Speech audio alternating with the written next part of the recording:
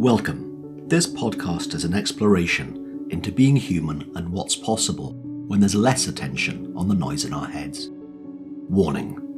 While listening to this broadcast, you may experience moments of deep peace, sighs of relief, personal insights, or long stretches of dead air. Do not be afraid. This is normal. Under the Noise with Win Morgan and Kate Roberts. Hello and welcome to this week's Under the Noise with me, Win Morgan, and my co-host Kate Roberts. Hello, Kate. Hey, Win. I always wonder why you laugh at that point. So I think right when we get started in the beginning, I don't know, I get really shy, like just at the beginning, and then it's gone. So it's a shy little laugh.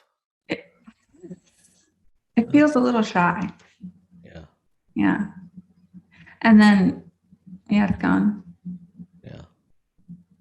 Because I could make up loads of things about it. About my laugh? Yeah. So it's either, well, I've got a funny voice, so she keeps laughing every time I say hi, Kate. It's just like, it could be that. Or it could be, I'm a funny guy, but it's not that funny a joke to say hi.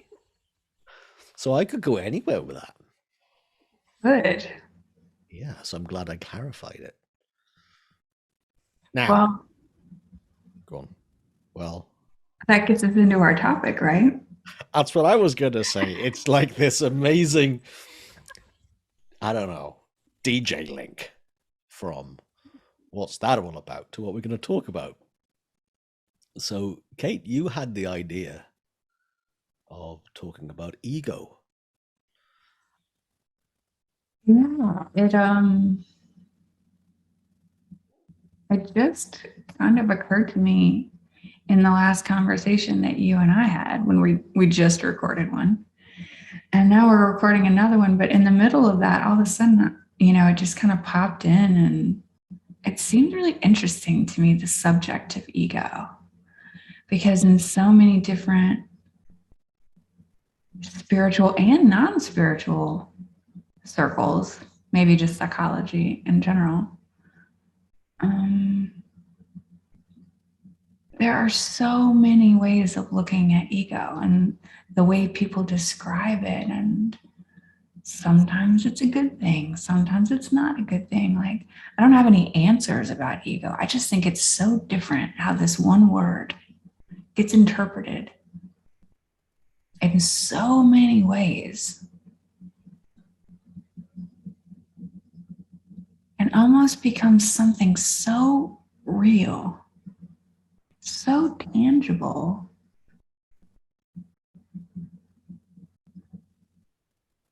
That sometimes I'll even hear it's like almost this war against the ego that's happening inside people. I don't know. It just makes me very curious just about the topic in general and what that topic looks like.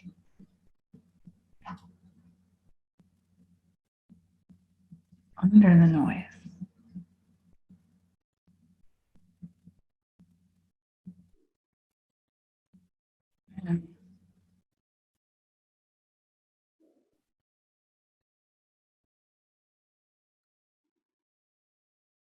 What do you see about ego? Oh no, it's my turn to laugh. A lot. Now, not necessarily that means I know a lot, but I've seen a lot about it in my own sense of self. And I don't know if that's one way of defining ego. It's one way that I describe it right now in real time, and you and I talking, my own sense of self.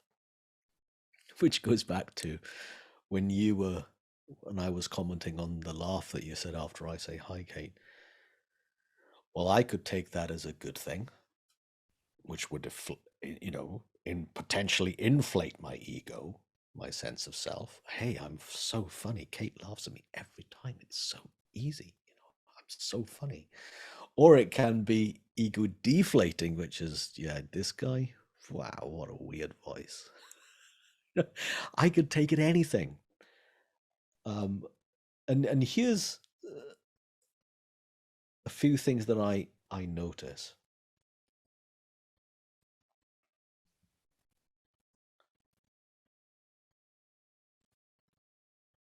I remember vividly, and I was talking with someone about this, a friend of mine earlier on today, and I briefly mentioned when we were having a chat about what this week's episode was going to be all about. And you brought up ego, and I said, "What?" And you then said, after you'd said, "Okay, so this would be great because we could, there's so many different ways of talking about it, and it can get in our way, or it could be in our friend, and it'd be great to explore. What do you think?" And I said, I had a great chat with someone 3 hours ago about ego. And my friend and I were talking because they were reflecting back on their client who had not seen before that their insecurity was ego. And I laughed, and my friend went, "Hey, don't laugh. That was a big deal for them. So I'm not laughing for that. I'm laughing because I can relate to that person." "What do you mean?"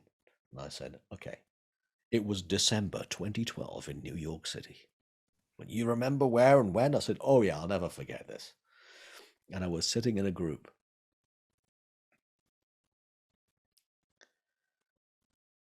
And the person leading the group, we were just, talking about the nature of thought, the nature of mind, the nature of consciousness, and the work of Sydney Banks and what it meant to each of us, personally and in our work with our clients. And I was quiet for a while and quiet on the inside, and then I just noticed, and I just said out loud, "I didn't think I had an ego, but it's massive. My ego's huge because all I do is think about me." And the person leading the group, Michael Neal, just looked at me as if, well, I'm glad he finally saw that.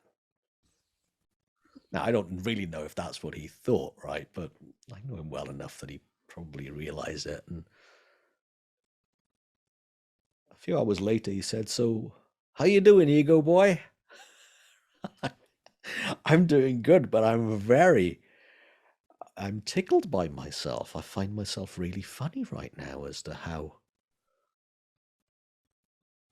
I'd been obsessed about myself and hadn't realized that that was one way of describing ego. When I thought I was humble, insecure, and yet what's really going on was I just had a lot of me on my mind a lot. My sense of self had solidified, and I'd thickened my identity within myself. And to your point, it wasn't I needed to fight that. I saw it and I found it amusing.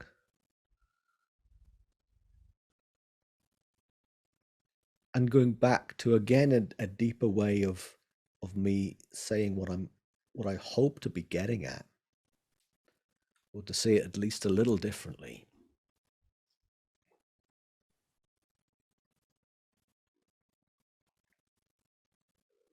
To me, it's normal for a human being to have a sense of self. Then I can't be an idiot for doing it.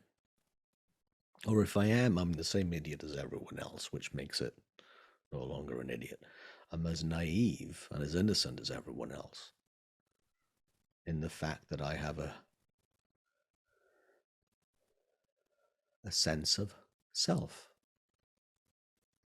And in this human form, the sense of self can be what keeps our body, our form, our physical self safe. It's how it looks to me anyway. And it's also what can make us as a species thrive, survive, continue, is our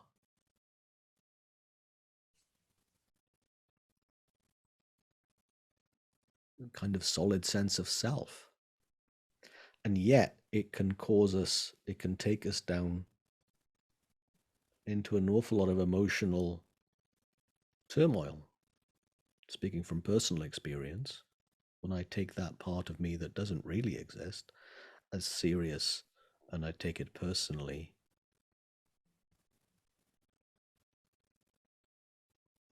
I have an ego that can be bruised, which is interesting given the fact that if something doesn't really exist in the world of form, an ego, then it cannot be bruised. But it looks like it is. And it looks like I can then tear myself in knots and add to my personal distress if I talk badly about myself to myself. And none of it is real.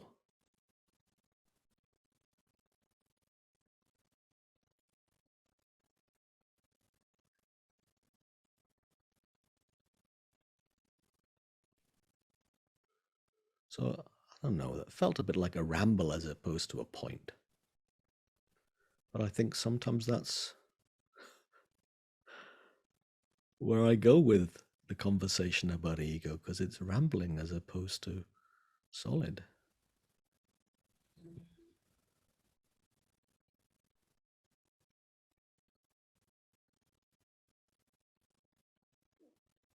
So this was your idea, Kate.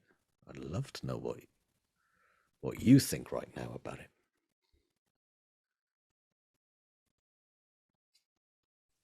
I wonder if, and I'm not sure if I have any answers, to anything about ego. Just curious about it, but I wonder if it's any more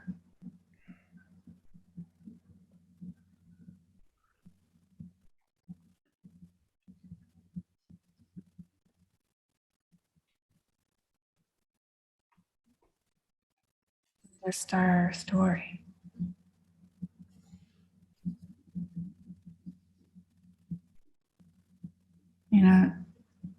When talking about it, it's made to be this very real, very separate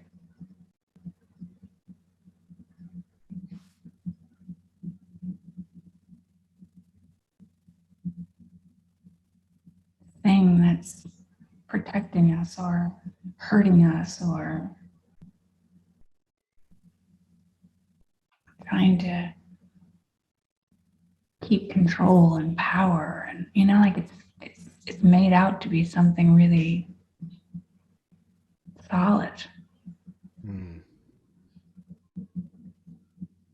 But I wonder if it's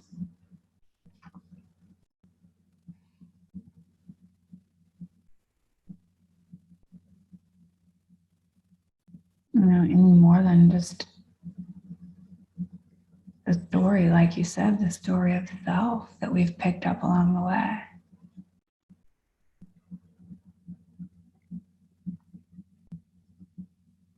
That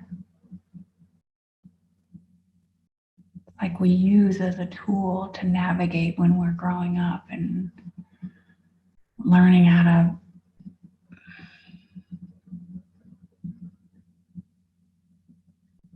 navigate life and other people and situations and decisions to be made. And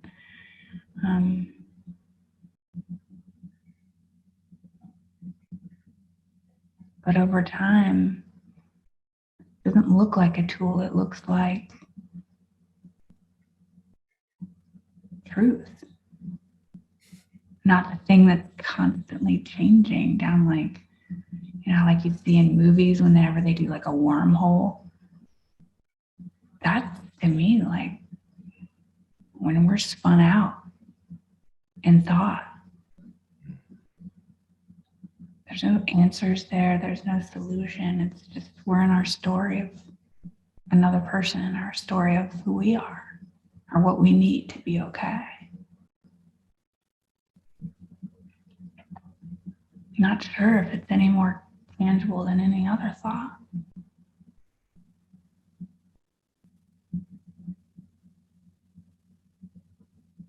Doesn't feel that way.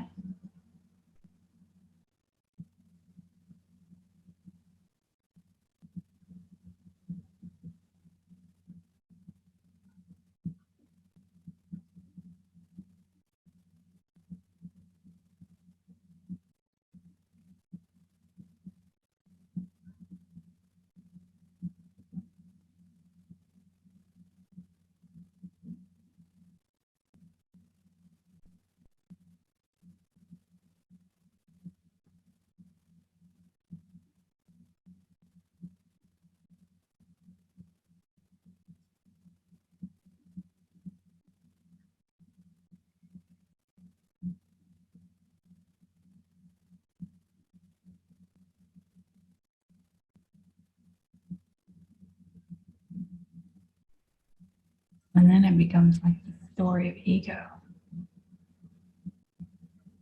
just as made up.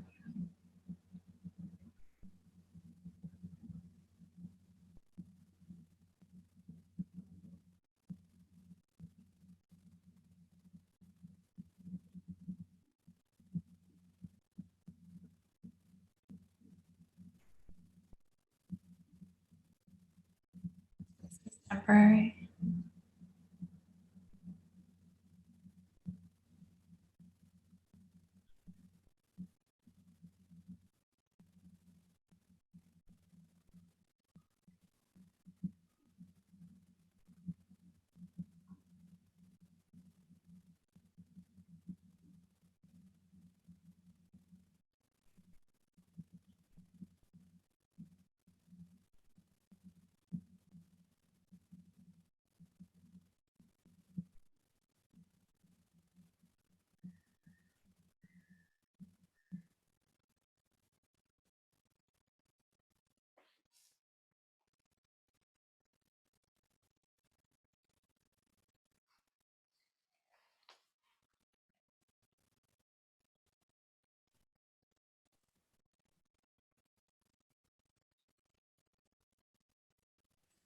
Do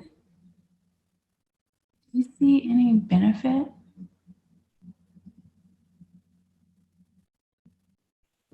to looking at ego as a solid thing, as a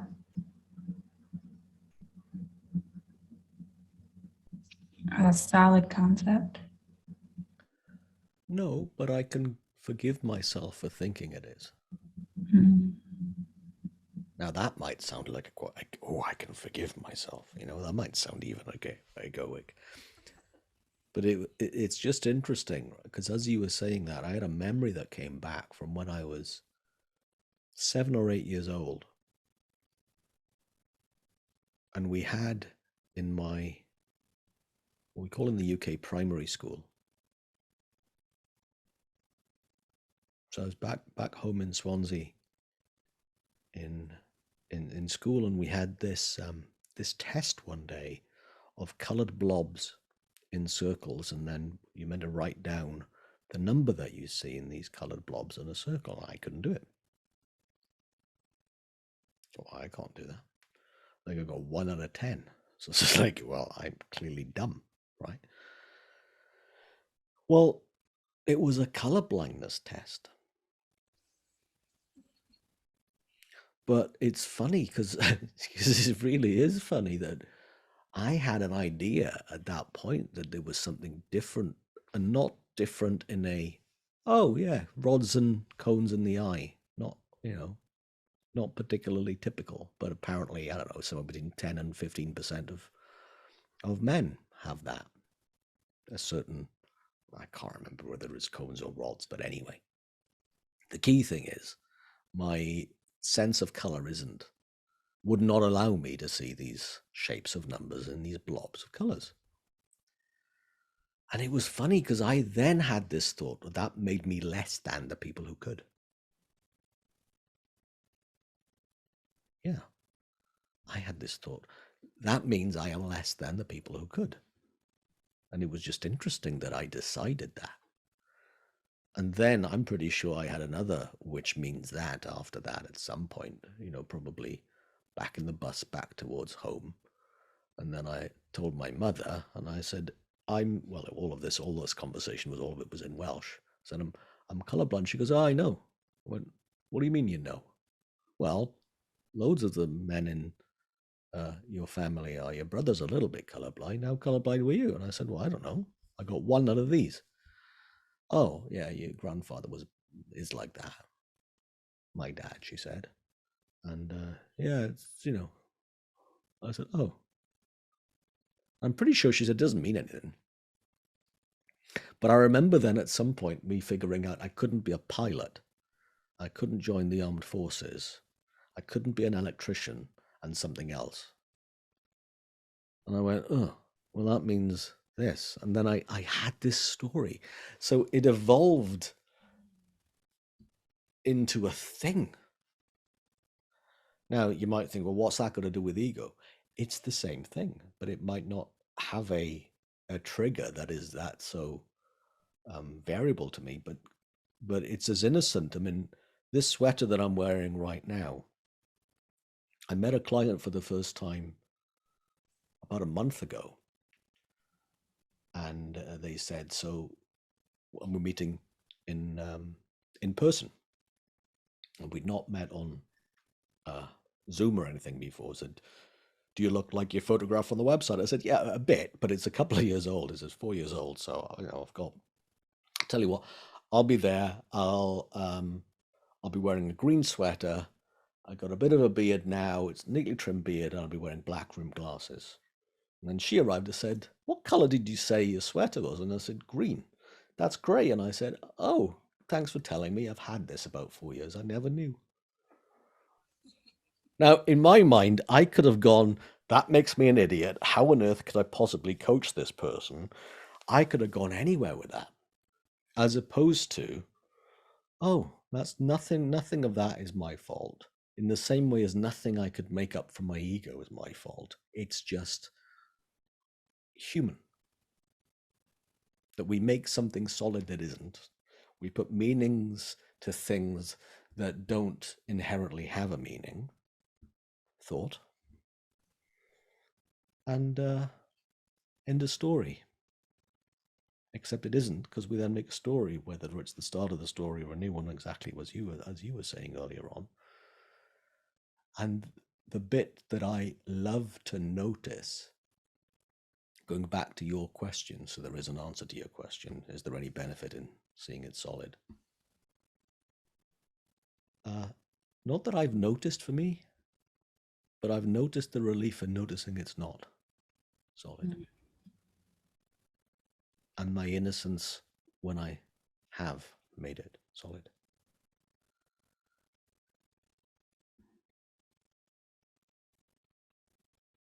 That makes it no more different to me than if I watch the sun come up, it looks like the sun's coming up, but it's the earth turning.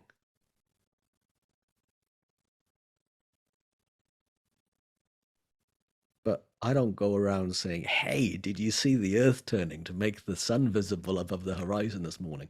I've never said that to anyone, because it looks like the sun rising. In the same ways it looks to me like my ego and my sense of self is solid. It looks like that. Nothing wrong. It's really good to see with perspective that it isn't.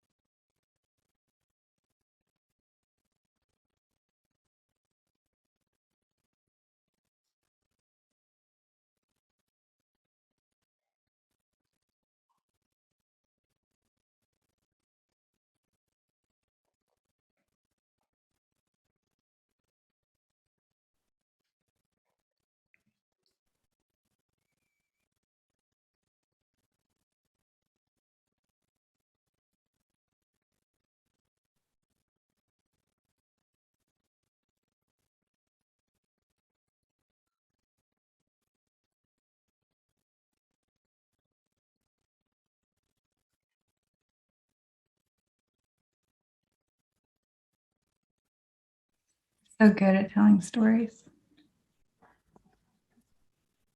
creating stories, like even vilifying the ego.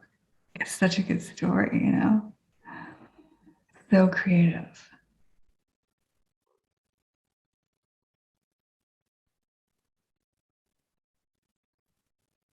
Just like our story of self.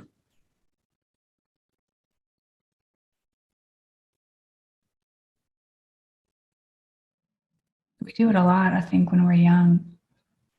You know, this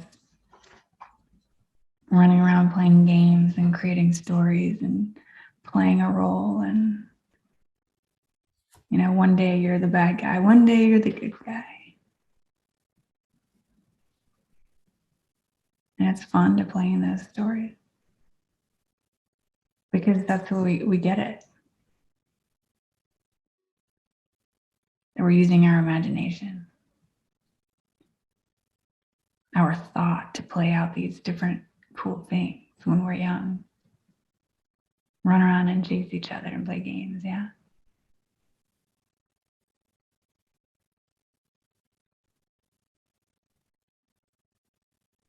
But our story of self doesn't look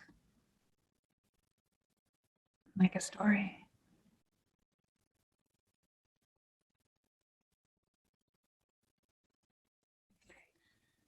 At least for most of my life, it looked like something that I needed to protect from anything that threatened.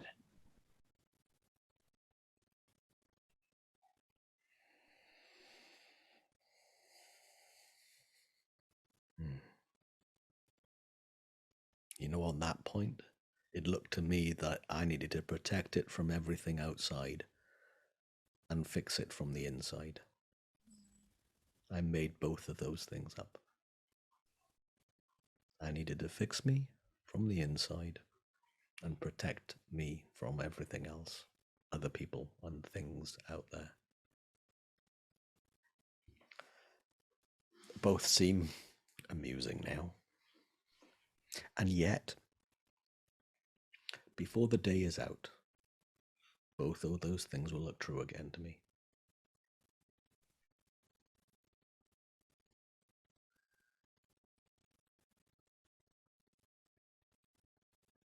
A lot of work.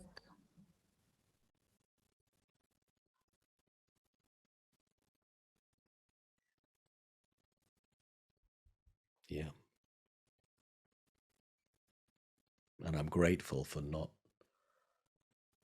falling for it as deeply nor for as long as I used to, because it is a lot of work and tiring and unnecessary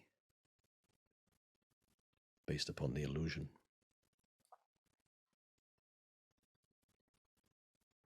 that I never knew I was creating.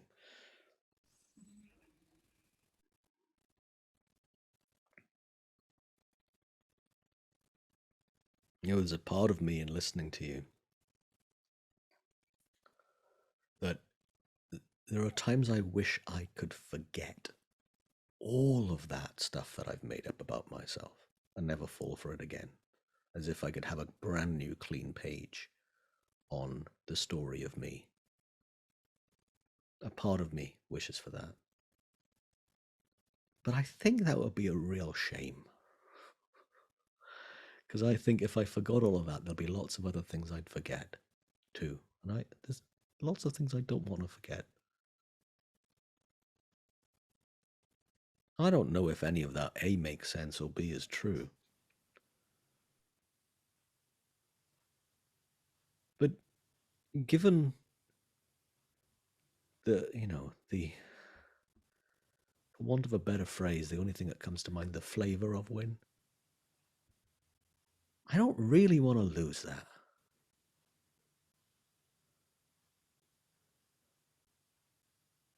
I don't want to diminish it. I don't want to fight it. I do not want it to disappear.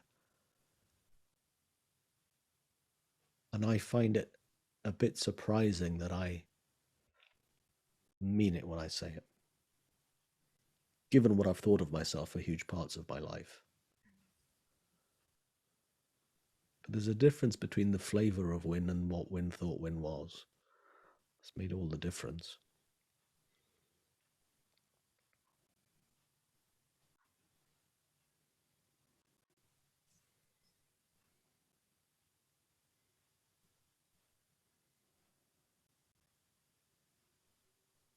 And I can enjoy being this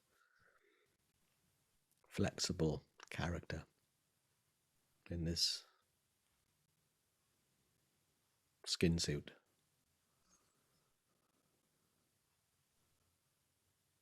And know that it can be rewritten at any moment. This character in this skin suit. And it doesn't have to be either.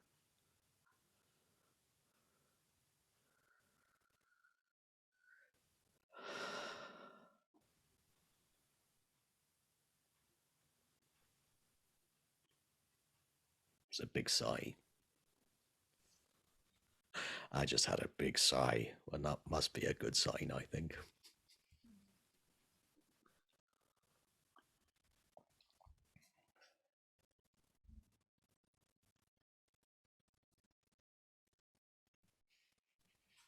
Lately,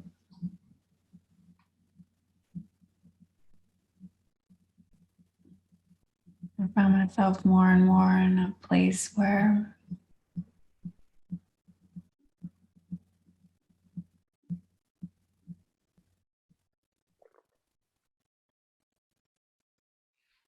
I'm in my story and it's 100% real.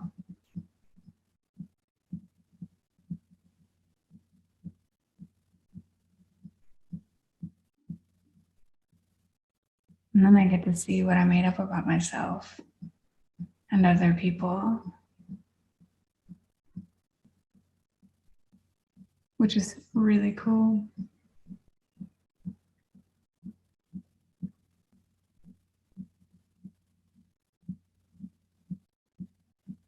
And then its realness lets go of me just a little bit.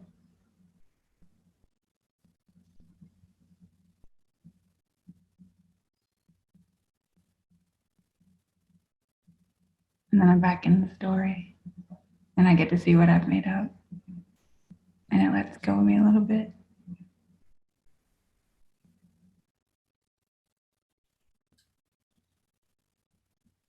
Like a really beautiful movement.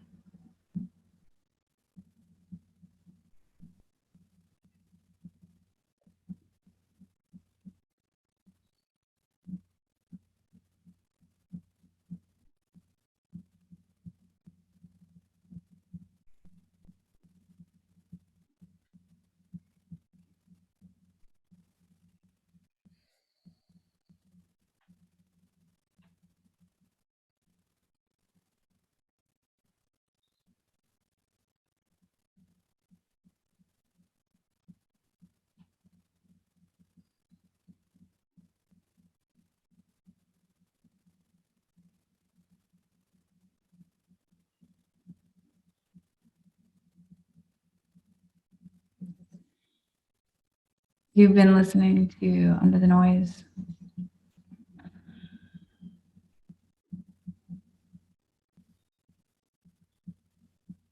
I'm Kate Roberts,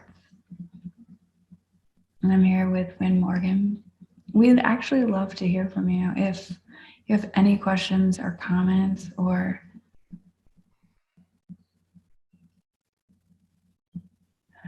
topics like ego or anything else that you would love to explore, or even if you just want to share your stories, reach out to us. We'd love to hear from you. Thanks for joining us. We'd love for you to subscribe, rate, and review. If you have a topic or question that you'd like us to chat about, email Wynn or Kate at wynn@winning.co.uk and Kate at katerobertscoaching.com. Until then, enjoy what's possible under the noise.